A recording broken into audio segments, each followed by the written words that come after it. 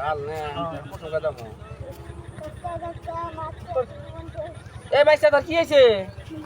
এই সব আছে এই দেখ আছে হ্যাঁ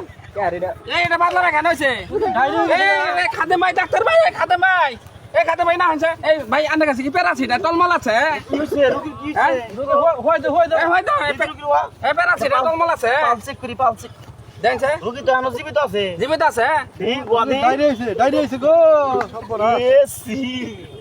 বুক দে শাশিটা কবে থেকে